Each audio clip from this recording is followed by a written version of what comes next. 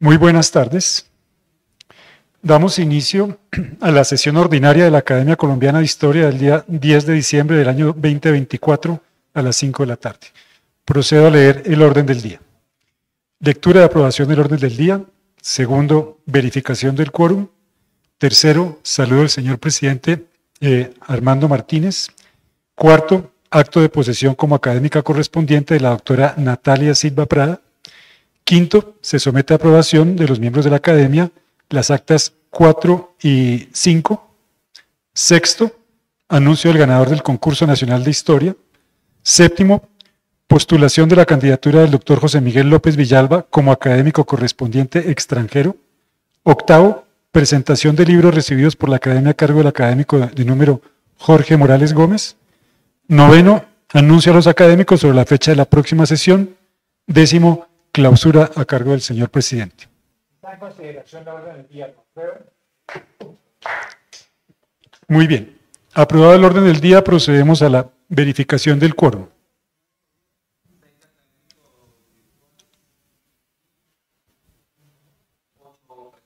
Muy bien. Quiere decir que tenemos quórum para deliberar y decidir. Tercero, saludo al señor presidente Armando Martínez Garnica. Buenas tardes a todos quienes nos acompañan desde sus casas cómodamente a través de la plataforma Zoom y a quienes han venido a la casa de la Academia. Hoy es un día muy especial porque tenemos la posesión de una nueva miembro correspondiente, que es la doctora Natalia Silva Prada, natural de Bucaramanga, en el departamento de Santander. Hizo estudios de historia en la Universidad Industrial de Santander y en la Universidad del Valle, y se hizo doctora en historia en el Colegio de México. Ella ha tenido la gentileza de traer sus publicaciones, sus libros, sus publicaciones, que a partir de hoy estarán en la biblioteca de la Academia. Muchas veces en los cócteles me preguntan, ¿y por qué no hay más mujeres en la Academia? Hoy podemos decir que tienen una, joven, bonita y santanderiana. Para que no sigan molestando más, estamos muy contentos de que ella ingrese a la Academia, porque representa a ese grupo, a esa nueva generación de historiadores mejor formados, con título doctoral, que publican mucho y con lo cual el boletín de Historia de Antigüedades, que es la segunda revista más antigua del país, que a partir del 1 de enero volverá a dirigir por encargo el doctor Roberto Lleras, acoja sus producciones intelectuales. Pues gracias por su presencia y continuamos con el orden del día. Muchas gracias. Entonces, cuarto, acto de posesión como académica correspondiente de la doctora Natalia Silva Prada. Procedemos a hacer la presentación de la recipiendaria de la siguiente forma. La doctora Natalia Silva Prada es egresada de la Facultad de Ciencias Humanas y Educación de la Universidad Industrial de Santander, donde obtuvo su título de historiadora. Le fue reconocido el título de licenciada en Historia en la Universidad del Valle con una tesis denominada Teatro, Cofradía, Acercamiento a los significativos de la cofradía colonial. El Colegio de México le reconoció el título de maestra en Historia con una tesis denominada El Motín de la Ciudad de México 1692. Allí mismo obtuvo el título de doctora en Historia con trabajo recomendado para publicación.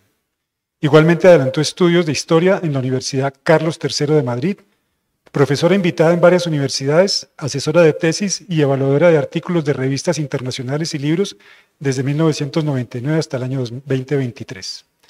Durante 13 años fue profesora investigadora titular de tiempo completo e indeterminado en la Universidad Autónoma Metropolitana, Unidad Iztapalapa, México, octubre del 97 a diciembre del 2010.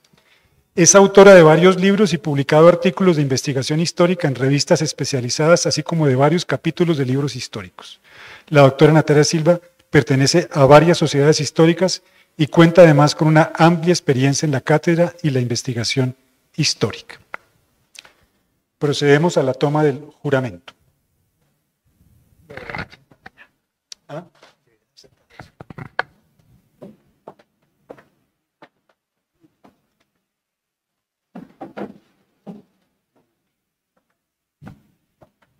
Doctora Natalia Silva Prada, jura usted por Dios, por la patria y por la academia cumplir fielmente los deberes que le impone el cargo de académico correspondiente para el cual ha sido elegida.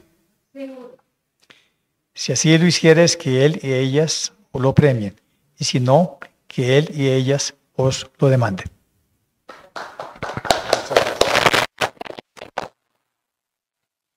Muy bien.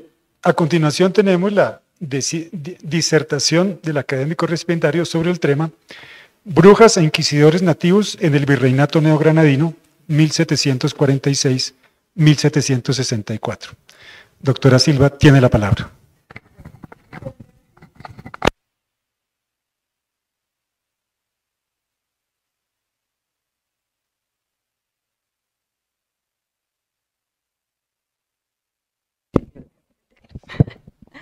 Honorable Junta Directiva de la Academia Colombiana de Historia, miembros numerarios y correspondientes, acompañantes en la sala y en modo virtual, hoy estoy muy feliz de ingresar a la Academia Colombiana de Historia después de habitar media vida fuera del país y de haber desarrollado mi carrera profesional en los varios destinos de mi expatriación: Cali, Ciudad de México, Turín y finalmente Washington, donde vivo.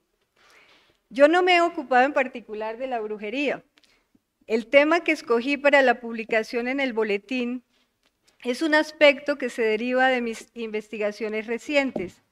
En el pasado he prestado atención al estudio del disenso y de la cultura política del periodo del gobierno español en América.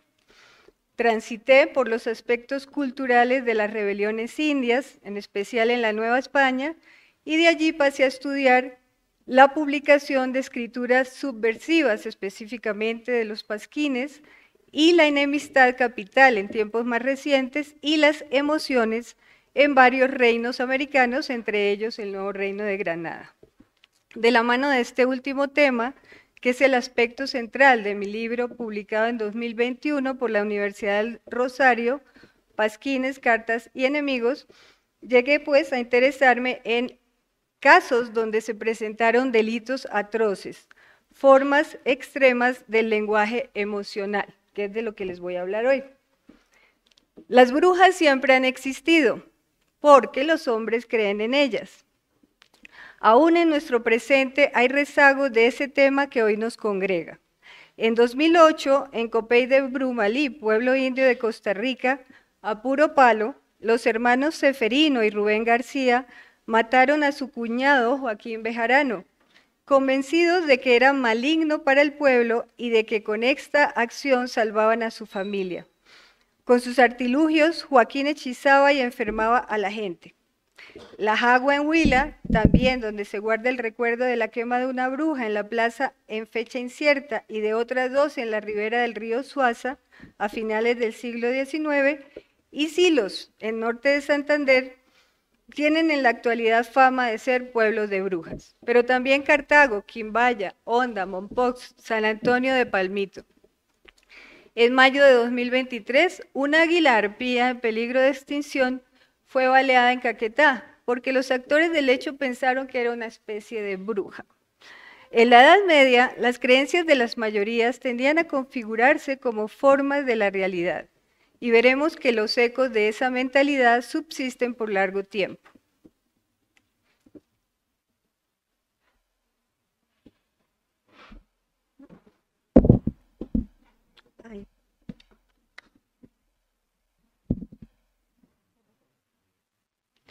El presente esfuerzo de investigación tiene como finalidad iluminar unos oscuros episodios que ocurrieron en el virreinato neogranadino en la segunda mitad del siglo XVIII y dar voz a una serie de mujeres indias que fueron acusadas por sus propios coterráneos y autoridades indias de brujas, lo cual implica mover el punto de observación y colocar en el centro del análisis la trágica situación vivida por ese conjunto de mujeres que en 2 pueblos de las provincias de Tunja y de Pamplona fueron cruelmente asesinadas.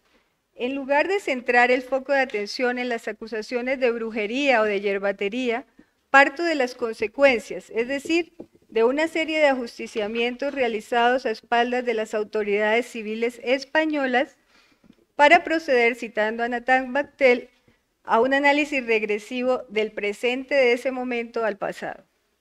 Recurro, pues, a las herramientas de la historia cultural, las cuales contribuyen a dar especial atención al uso del lenguaje documental, los silencios, las maniobras en el uso de la escritura y las representaciones preexistentes que sobre las curanderas existían. En la reconstrucción de los asesinatos, realizo un esfuerzo particular para hacer una descripción densa al modo de Clifford Geertz, reconstruyendo una historia que atiende a los significados específicos de las acciones humanas en contextos culturales específicos. En situaciones como las ocurridas en la segunda mitad del siglo XVIII es vital atender a las emociones, que es un tema del que me ocupo actualmente, que surgen entre los protagonistas y testigos de estos hechos, e inscribirlos en la historiografía que atiende al estudio de las emociones. En tanto, los acontecimientos de Silos y Tota muestran gran cantidad de pasiones extremas, claves para explicar comportamientos de una época que hoy nos es ajena. El estudio de la recepción negativa de la hechicería por gente de los pueblos de indios del virreinato neogranadino podría contribuir a la recuperación de un aspecto significativo de las concepciones que sobre ese fenómeno se tenían en la segunda mitad del siglo XVIII. Las artes curativas podían conceder prestigio a sus practicantes, pero como veremos, esa posición influyente se revertía en momentos de tensión social.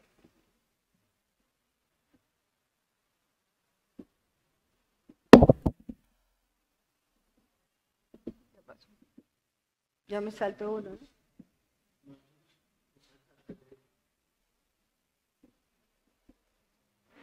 ¿Qué pasó?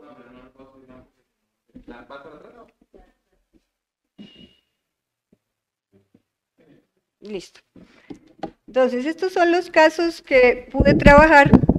En Silos y Tota, las autoridades indios y los pobladores se tomaron la justicia por sus manos. En periodos posteriores, que fluctuaron en meses y años, las autoridades españolas reconstruyeron los hechos, buscaron reconstruirlos y levantar procesos judiciales y o exigir explicaciones, puesto que las leyes de Indias dispusieron desde 1575 que para los indios hechiceros que mataran con hechizos y usaran otros maleficios, los castigos con azotes eran competencia de las justicias reales, puesto que la hechicería era un crimen que tendía a dañar a otros. Los miembros de la audiencia y los corregidores de los pueblos mencionados tomaron cartas en el asunto de estas transgresiones jurisdiccionales que protagonizaron alcaldes, gobernadores y gentes sin cargos de los 2 pueblos. Entonces, en el cuadro tenemos los 2 casos de Silos y el caso de Tota, que fue el primero de los que trabajo. En 1748, el corregidor Manuel Caballero, tomando en cuenta los sentimientos de las parientes de las indias ejecutadas, buscó oír en justicia a los dolientes de las indias ahorcadas. Para reparar el acto justiciero ilegítimo, Caballero pidió los autos y pruebas por donde consta la sentencia que dieron a las 3 indias, que es el documento que vemos, bueno,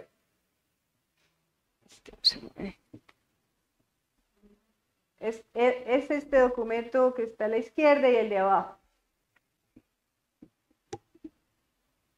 En 1764 fue el teniente de corregidor, don Joseph de Vargas Machuca, quien realizó los reclamos al teniente, alcaldes y capitanes de indios de Silos de la muerte violenta de 3 indias y del tormento en que tenían a otras más. El 9 de noviembre dio la orden para que al día siguiente se dirigieran desde Pamplona hacia Silos, tanto él, un escribano y 25 hombres de custodia, para solicitar la exhibición de la causa y llevar a las indias todavía vivas a la cárcel pública, si es que se consideraba que debían seguir presas. Este hecho lo consideraba como un exceso cometido por pasiones. En el caso de Tota, el visitador don Andrés Verdugo y Oquendo ordenó una investigación judicial tras la denuncia en 1755 y como producto de una visita de lo que había ocurrido 9 años antes, es decir, en 1746. Los demandantes fueron 2 hijos y hermanos de 2 de las indias asesinadas. La condena de los asesinatos en Tota no fue, sin embargo, percibida de igual manera por todas las autoridades españolas. El fiscal protector de naturales abogó en 1766 para que las autoridades indias no recibieran un gran castigo, porque según él, cito, la misma sumaria vierte manifiestamente la buena fe con que procedieron, considerando que hacían un servicio al común, aunque gobernados de un celo bárbaro. Más adelante veremos lo que esa buena fe pudo significar. En su informe, el visitador Andrés Verdugo y Oquendo afirmaba que esas ejecuciones se hicieron con grande ira, hija del furor de una bárbara gente, cito, e incluso que su autoridad para prender a negros y mestizos que tenían los cabildos indios, en ausencia de corregidor, la extendieron hasta el del último suplicio, adelantándose al de inquisidores. Y de ahí viene el título del texto. Entonces aquí están 2 de los documentos que escribieron los indígenas y arriba el auto que abren las autoridades españolas en uno de los pueblos. Les traje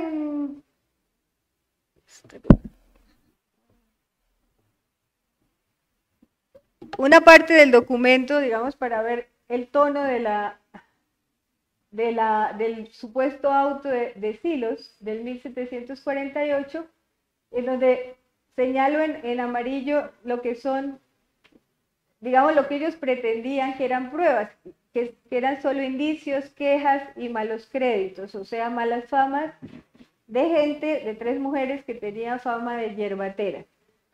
Era un juez, dice, como juez que soy del pueblo, que no sabía firmar, manda a Lorenzo Bermúdez que firme por él, ¿no? Entonces, ese es en el artículo, lo podrán ver más en extenso, digamos, este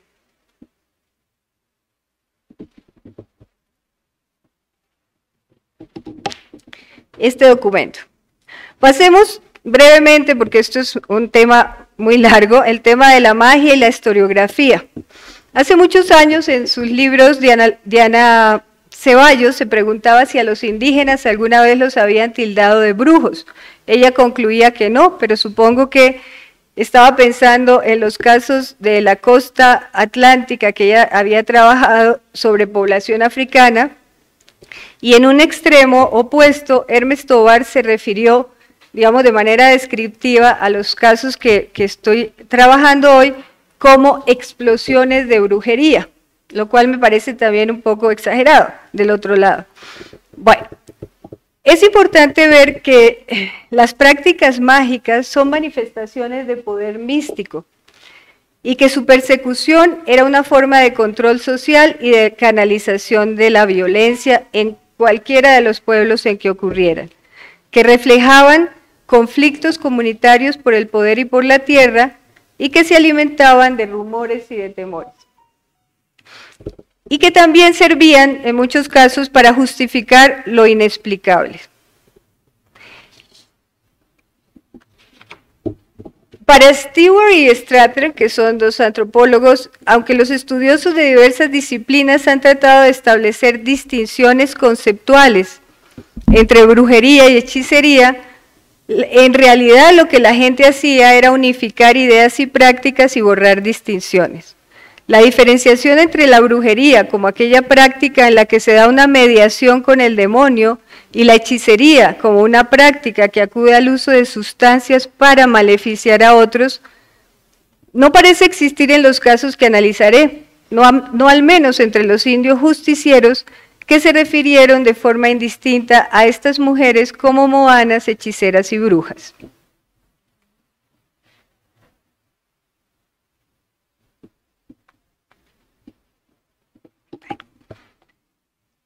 Los casos que he estudiado muestran con potencia la extrema complejidad de las relaciones humanas y pueden revelarse con mayor intensidad cuando de por medio intervienen luchas por el poder social y político.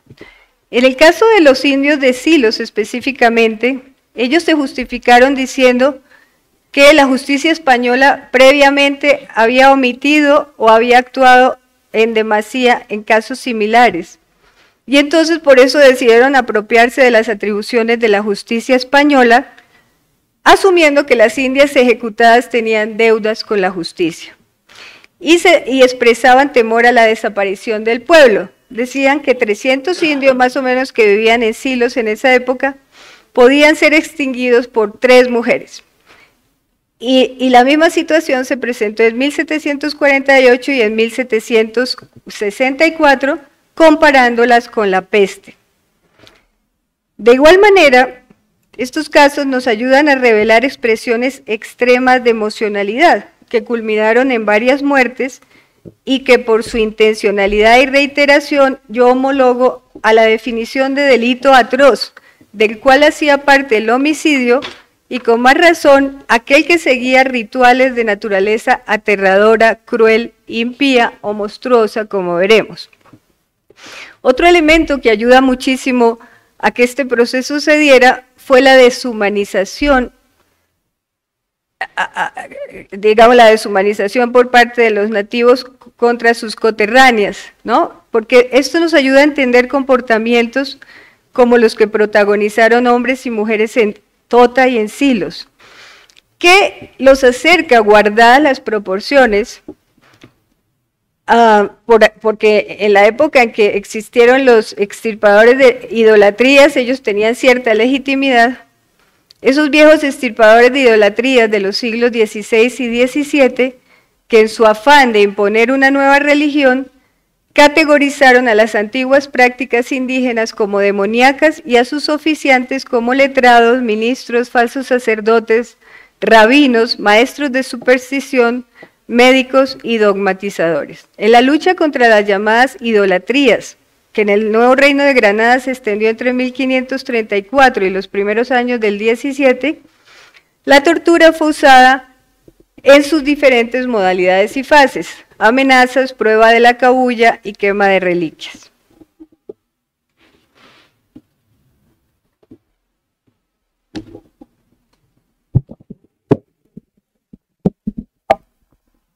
Entonces esto ya lo habíamos dicho, yo creo que sí.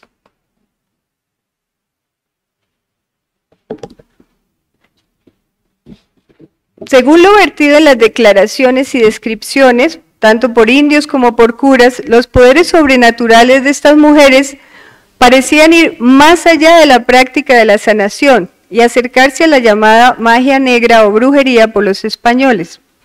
Sin embargo, hay que tomar precauciones con esas confesiones que esas mujeres herbolarias hicieron bajo tortura de azotes, despiadadas agresiones físicas, miedo a las personas que en grupo se pusieron contra ellas y los prejuicios existentes. En este punto vale recordar el cuestionamiento que hizo Marvin Harris de ese tipo de confesiones. Decía él, incluso las confesiones espontáneas y realizadas libremente deben evaluarse en función de las formas de terror más sutiles de las que disponían examinadores y jueces. En 1748, las indias de Silos, al primer reclamo de sus autoridades, respondieron que todos esos enfermos que ellas habían dejado a su paso, sería porque Dios les había dado esa enfermedad. Pero apenas las empezaron a torturar, empezaron a confesar muertes y maldades de todo tipo. Vale notar el cuidado de las autoridades españolas. Recordemos que ya estamos en la época avanzada de las reformas borbónicas, y ellos nunca se refirieron a las mujeres ajusticiadas ni como brujas, hechiceras o yerbateras. Siempre usaron sus nombres propios: María Canuta, Lorenza, Luisa Suancha, etc. Ahora veremos los nombres de ellas. Creé un cuadro para humanizarlas.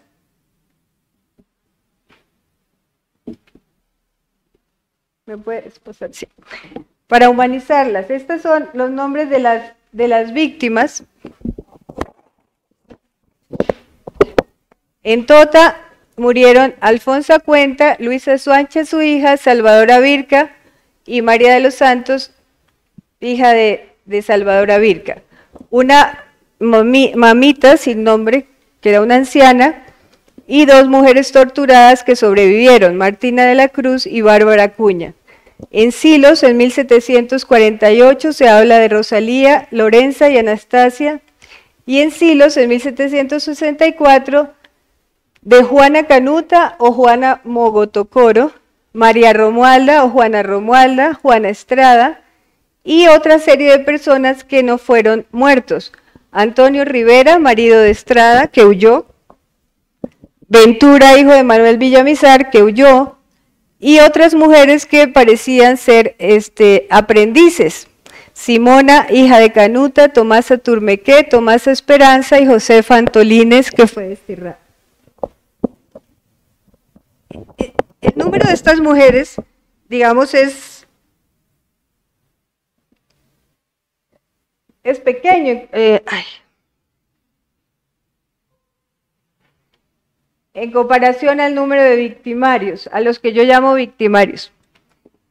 El cuadro es un poco pequeño porque eran muchos. Estaban, en el caso de Tota, dos grupos familiares muy grandes llamados Trujillos y Girales y otros miembros del Cabildo y otra gente del pueblo. En Silos, casi todos los miembros del Cabildo, y ellos mismos dijeron que todo el pueblo había estado de acuerdo en la ejecución de estas mujeres. Según lo vertido en las declaraciones y descripciones por indios y curas, los poderes sobrenaturales de estas mujeres parecían ir más allá de la práctica de la sanación y se acercaban a la llamada magia negra o brujería por los españoles. Sin embargo, hay que tomar precauciones con esas confesiones bajo tortura de azotes. Creo que estoy repitiendo algo que ya había dicho. Bueno, entonces pasemos ahora a los castigos físicos y morales. La próxima. Esta es la parte, digamos, central del texto, donde analizo cuáles fueron los castigos, cómo clasificarles, cuáles podrían ser prehispánicos y cuáles del orden hispánico, o imitaciones de castigos que los mismos indígenas sufrieron a lo largo de los 3 siglos del periodo colonial. Las mujeres que llamé víctimas fueron acusadas por gran número de personajes del pueblo, sobre todo principales, de haber causado enfermedades y muertes. La primera y más importante acusada es Alfonsa Cuenta, pero ella, de Tota, ¿no? Ella y su hija Luisa fueron humilladas y torturadas en múltiples formas antes que se incriminasen en los supuestos homicidios. Este es el proceso que yo reconstruyo. Incluso a Alfonsa la llevaron a la cárcel, la colgaron del cepo totalmente desnuda, según declaró Buenaventura Fuiza, hombre vecino de Siachoque, quien se refirió a la acusada como a Doña Alfonsa, y eso es importante, ¿no? Era alguien que tenía cierto prestigio. No se tiene certeza de que todas las mujeres ajusticiadas murieran sin confesión, pero por la forma en que se describen los hechos, es viable suponer que casi todas. Una fue confesada, pero todas murieron en esa condición. En el primer caso de Silos, 1748, los ejecutantes expresamente dijeron que habían muerto sin confesión, pero que no importaba porque las ajusticiadas fueron a misa una semana antes y porque sus deudos rezaron el credo y el rosario por ellos. La forma brutal en la que murieron las indias de Tota permite afirmar que no existió la más mínima preocupación por el destino espiritual de sus almas, ya que se les consideró enemigas de Dios y de sus pueblos.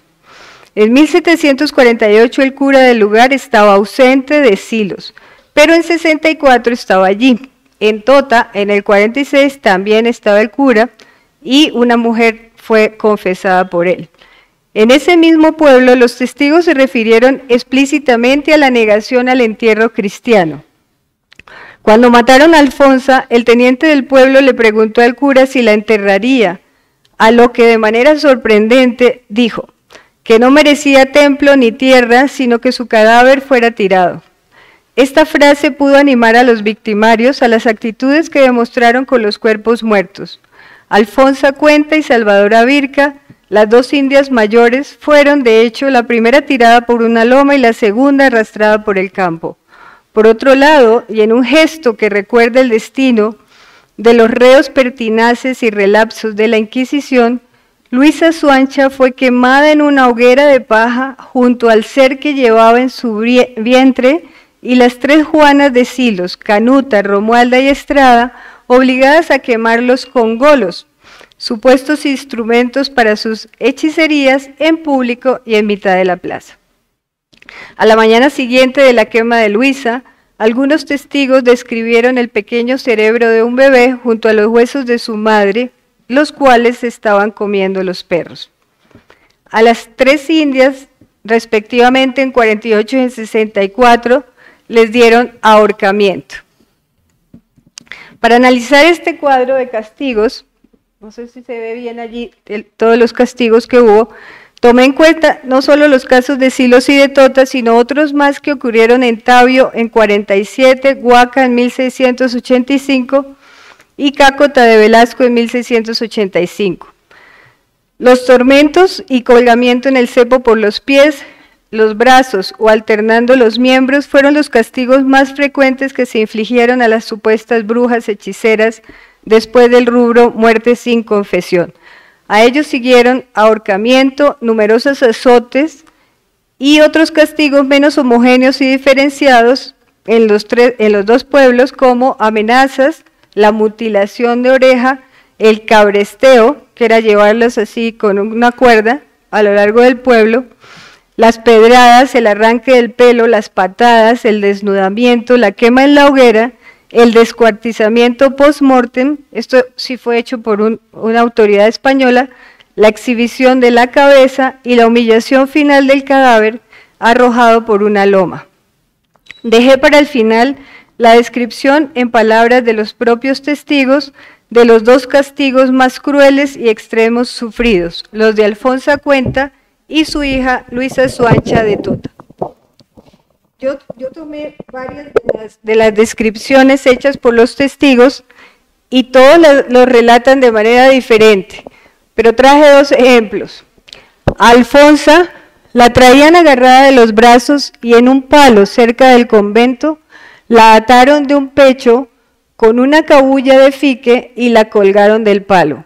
Los Trujillo, esta familia de poder, Isadora y sus hijos Tomasa, Juan Ignacio, Domingo y Rosa, la azotaron con un rejo, con cuyos golpes vio que se le arrancó el pecho. Y su hija Luisa Suancha, que fue la india quemada, fue amarrada por la cintura, la pasearon por la plaza, la apedrearon, la trasquilaron, la azotaron. Tomasa Trujillo le arrancó una oreja. Privada por los azotes afuera de la cárcel, la echaron en un gran montón de paja encendida y a la mañana siguiente vio sus huesos esparcidos por la plaza, el testigo. Y también la calaverita de un niño que discurre sería el que tenía en el vientre.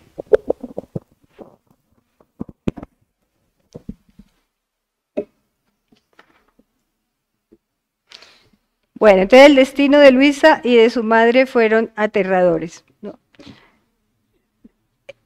Yo seguí todo el caso, el expediente judicial, tratando de recomponer cómo sucedieron todos los hechos y quiénes participaron de ellos. Antes de exponer las razones que habrían llevado al exterminio de las curanderas, hay que hacer notar que entre algunos habitantes hubo gestos de desacuerdo con lo ocurrido y expresiones compasivas, o al menos así se lo hicieron notar a las autoridades españolas. Alguno dice que le propuso al cura de ponerle luces, o sea, velarla, y el cura dijo que no. Otros indios lo tildaron de amparar picardías. Hay un Manuel Martín de 80 años que dijo que después de haber visto esto se fue del pueblo y no volvió por mucho tiempo por no ver aquella lástima, y otro por el miedo de lo que había ocurrido. Una de las indias torturadas, Martina de la Cruz, puso en evidencia que ella habría citado a otra debido a la tortura, y un teniente habría preguntado al alcalde García: si nombraran a todo el pueblo, a todos habían de azotar. Esta frase nos ayuda a advertir el cuestionamiento de las verdades bajo tortura, que es de enorme riqueza porque en ella hay una reflexión que procede de la misma época que estamos historiando. Bueno, estudio también los detonantes de las ejecuciones. La próxima diapositiva me la paso. No nos da ya tiempo, pero tienen que ver con una serie de declaraciones que hicieron estas mujeres y que tienen que ver con los ensalmos. Se dice que habían hecho rezos, encantos, creado un montón de enfermedades, sembrado animales en la barriga de las personas, envenenado y muerto a muchas personas, y que poseían objetos sospechosos, que por los documentos que estudié eran unas cosas mínimas, eran cosas frutos de la tierra y alguna tela y cosas así, ¿no? Y que también asustaban y dañaban animales. La próxima, por favor. Estudié también el origen y tipología de los tormentos. Además de la búsqueda de comprensión del sentido de los atroces castigos perpetrados contra estas mujeres ajusticiadas sin procesos, debe quedar asentado que la mayor parte de ellos, de todos los castigos, fueron ilegales. La máxima atribución que los justicias indios tenían sobre las mujeres yerbateras era conducirlas a la cárcel y después de ello dar parte a las autoridades civiles españolas. Azotar mujeres embarazadas era prohibido, y que los hombres azotaran a las mujeres también, menos aún desnudas. En ese documento, y si se azotaran, tendrían que ser hecho por mano de mujeres, estando desnudas solo de la mitad del cuerpo para arriba. Vistos los castigos que les propinaron a las mal llamadas brujas, los nativos de los pueblos de Tota y de Silos se comportaron como una vez lo hicieron los extirpadores de idolatrías, es decir, aplicando a su propia discreción azotes, trasquilamiento y mutilación, que fueron variantes nativas de extrema humillación y formas de vergüenza pública, como la exhibición del reo por las calles del pueblo. Pero además de esto, aplicaron penas que solo llegaba a dictar la Inquisición, aunque amparados por la ejecución por parte de la justicia seglar, la soga al cuello o la quema en la hoguera, el más extremo castigo dado a un transgresor de la fe cristiana que no se hubiera arrepentido. Y yendo más allá de todo comportamiento cristiano y humano, trataron sus restos mortales como los de bestias agresivas, tirándolos por la loma y tratando sin compasión sus cuerpos. Desde el punto de vista simbólico, esto nos da razón para pensar que los agresores las convirtieron en seres anormales para poder vengar los males que les atribuían, muy seguramente curaciones que llegaron a mal término. A eso podemos sumar pleitos irresueltos, la mala fama que daban al pueblo, la ausencia de curas, el arrebato de poderes divinos, como la capacidad de dar muerte o dejar vivir, y la disminución de los habitantes debido a las numerosas enfermedades y muertes que causaban. Lejos estaban de esta reflexión de Cesare de Beccaria, que la hizo en la época contemporánea, en 1764. Decía Beccaria: si la administración de la justicia tuviera lugar privadamente o en secreto, o si el dolor fuera desproporcionado en relación con el fin para el que se disponía la pena, que no podía ser nunca la venganza, sino solo la prevención del delito, no dejaríamos de encontrarnos ante un acto de flagrante violencia, injusticia y tiranía, que fue lo que opinaron las autoridades, algunas de las autoridades españolas. Por último, estudié la relación del rumor con el ajusticiamiento. La próxima diapositiva, por favor. Ahí solo les traje un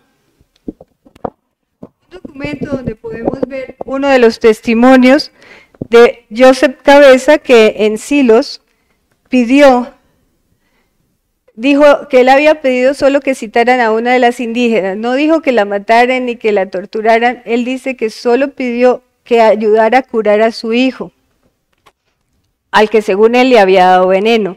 Y por otra parte se dice que esa indígena había sido una de las que había escapado en 1748, pero dice, y que por ahora no dio justificación ni prueba alguna, y que no pidió que le diesen tormentos, castigo ni muerte, sino que la obligaran a mejorar a su hijo. Entonces, esto nos habla de la fuerza del rumor, ¿no? Y de las consecuencias terribles que podía traer. Ya para terminar, la última diapositiva, por favor. Les leo las conclusiones. La extralimitación de funciones judiciales se hizo patente en Silos y en Tota. En algunos momentos los curas pudieron haberse no dado por enterados, pero es raro. Muchos gestos parecen que sí estaban, e incluso que se hubieran ido de los pueblos intencionalmente para dejar que esto sucediera. Incluso en Tota, el cura decidió tratar a las curanderas como enemigas de Dios, por tanto negarles el entierro cristiano. Se les consideró enemigas de sus pueblos, similares a la peste. Estos recursos retóricos les facilitaron culpabilizarlas de múltiples delitos de variada naturaleza, desde encantamientos hasta muertes. En Silos, los hombres del cabildo participaron explícitamente de la eliminación de sus curanderas, mientras que en Tota, todos los justicieros no eran las autoridades elegidas, y sí parecían estar las autoridades elegidas sometidas a dos grupos de poder, Trujillos y Girales. A pesar de que entre los acusados de hechicería había hombres, solo unas cuantas mujeres pagaron por ello.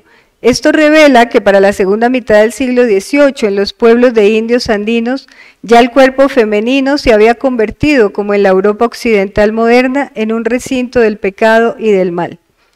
La culpabilización y los actos atroces contra las mujeres curanderas de Silos y de Tota se hizo posible gracias a mecanismos de deshumanización y puesta en marcha de prácticas ilegítimas de justicia penal, algunas de las cuales parecen haberse subsistido desde el periodo prehispánico. La idea de considerar a las indias enemigas de Dios tenía una gran potencia e influencia de sus curas, porque al homologar las entidades demoníacas las hacían como el diablo, no enemigas cualquiera, sino enemigas capitales. Los fracasos curativos de las moanas desencadenaron intensas pasiones. Y finalmente, entre las emociones que se pueden rastrear en estos casos, el miedo, el terror y la venganza tienen gran presencia.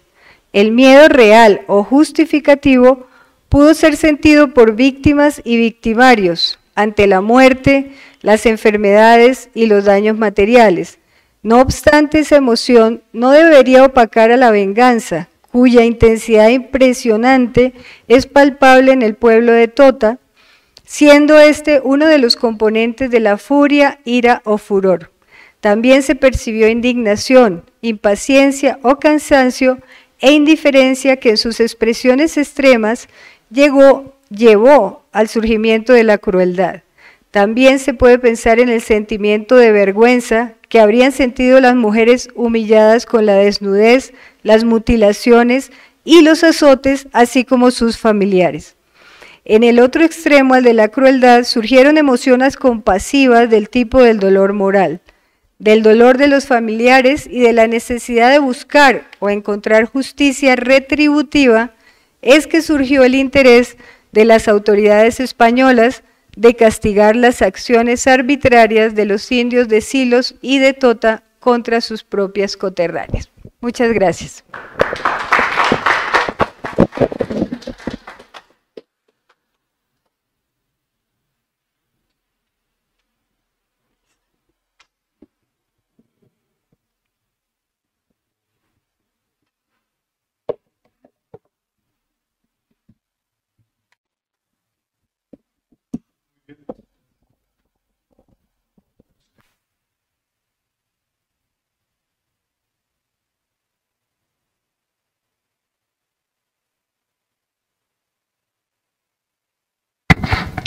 Gracias.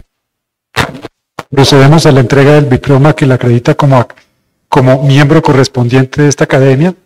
El texto del diploma dice así: República de Colombia. La Academia Colombiana de Historia, en atención a los merecimientos de Natalia Silva Prada, la ha elegido miembro correspondiente de la corporación. Bogotá, diciembre 10 del 2024. Firmado por el presidente Armando Martínez Garnica, el vicepresidente Alberto Gómez Gutiérrez y el secretario Camilo Gutiérrez Jaramillo.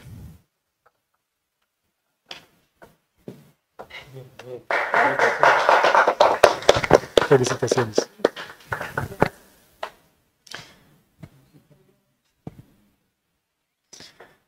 A continuación, la imposición del escudo por parte del esposo de Natalia, Ricardo Forti.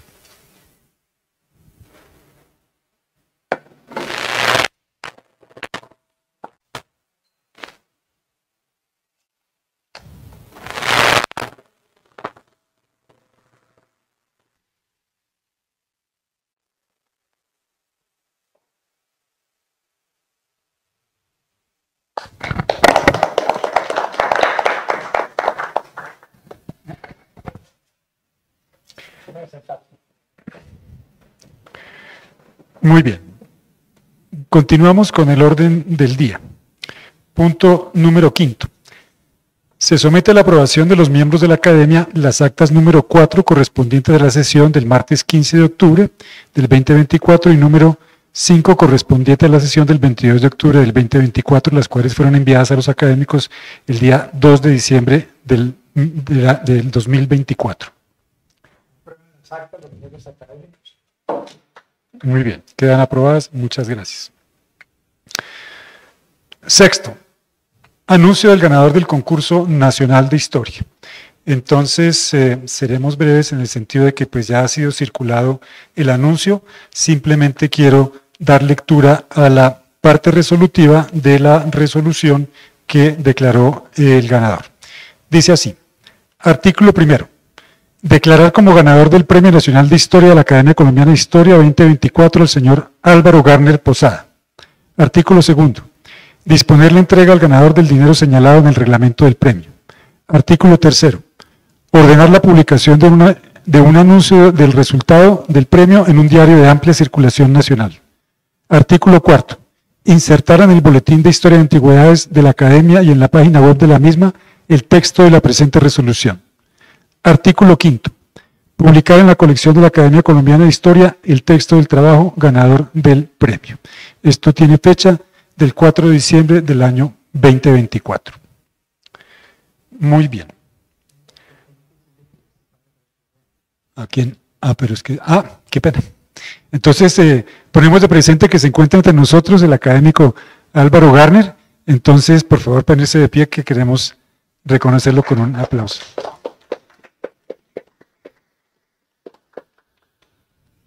Muy bien, muchas gracias. Punto séptimo. Postulación de la candidatura del doctor José Miguel López Villalba como académico correspondiente extranjero.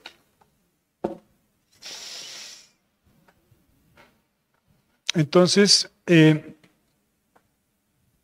a la Secretaría de la Academia llegó la siguiente proposición. Dice así: los académicos abajo firmantes nos permitimos presentar la candidatura del doctor José Miguel López Villalba como académico correspondiente de la corporación.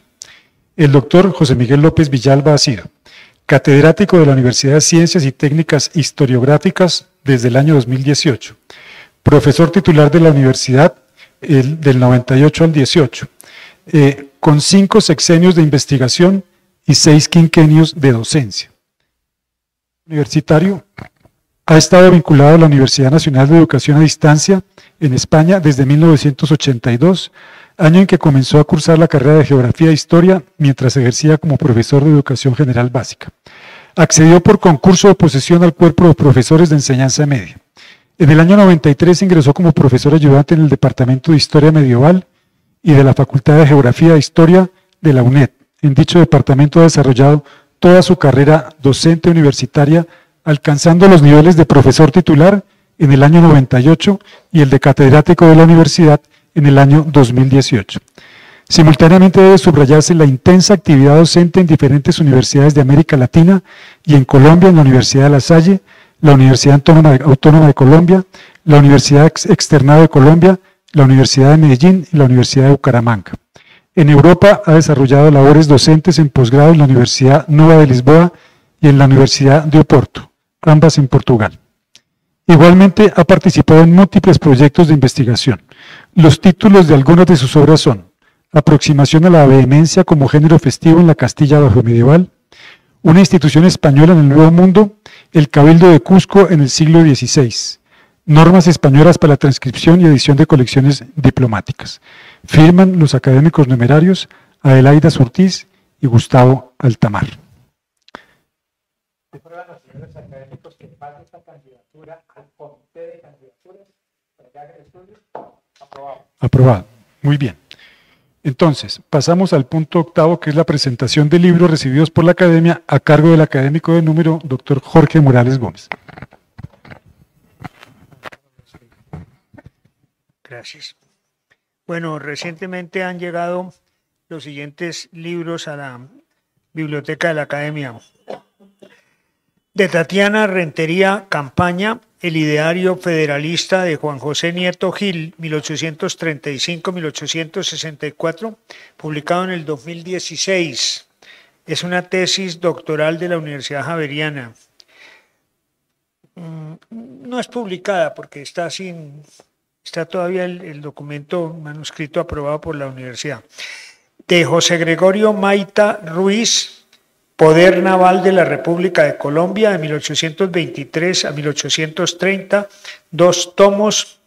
Es una edición venezolana, un sello del gobierno de Venezuela que se llama El Perro y la Rana, 2022. De Armando Martínez Garnica, nuestro presidente, en colaboración con Álvaro Acevedo Tarazona, María Consuelo Moreno González, Jimena Gutiérrez Martínez, Historia de la provincia de Guane, 1540-1939, de la Academia de Historia de Santander, 2024. El académico numerario, el académico Esquivel, nos ha donado las siguientes obras de Olga Koch, Hincapié, Historia del Nombre de Colombia, Instituto Caro y Cuervo, 1998. Varios autores, Relaciones bilaterales entre Estados Unidos y Colombia, 200 años de historia, Ministerio de Cultura, 2023. Enrique Román Basurto, Proas en tres mares, sobre la Marina colombiana. No tiene datos editoriales ni fecha. Del Instituto Caro y Cuervo y el Ministerio de Cultura, un diccionario de colombianismos, 2018. De Antonio Nariño, una edición facsimilar de su defensa de 1823, igualmente sin pie de imprenta.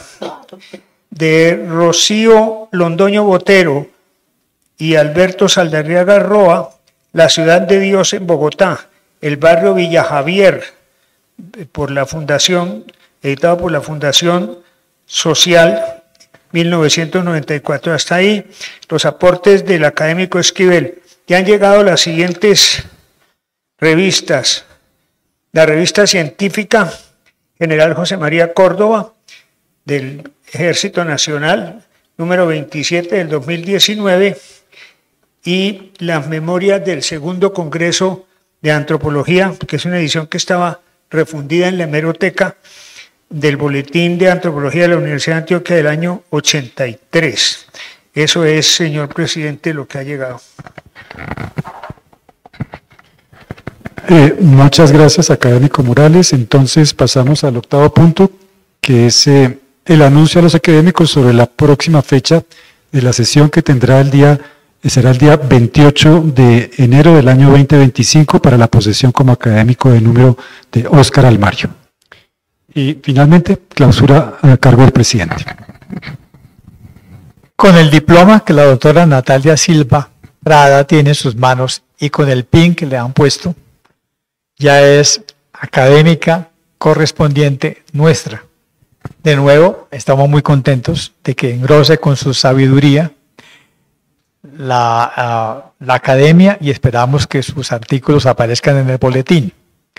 Esta alegría no es opacada por el relato tan cruel y triste que nos hizo en esta noche, que muestra cómo era la vida en algunos pueblos de indios del siglo XVIII, que ha sido muy ilustrativa de nuestra historia social, muy bien documentado en documentos de archivo muy raros, dado que los indios no estaban sometidos al Santo Tribunal de la Inquisición, pero sí a la justicia ordinaria que tenía que revisar los crímenes y crueldades que se cometían.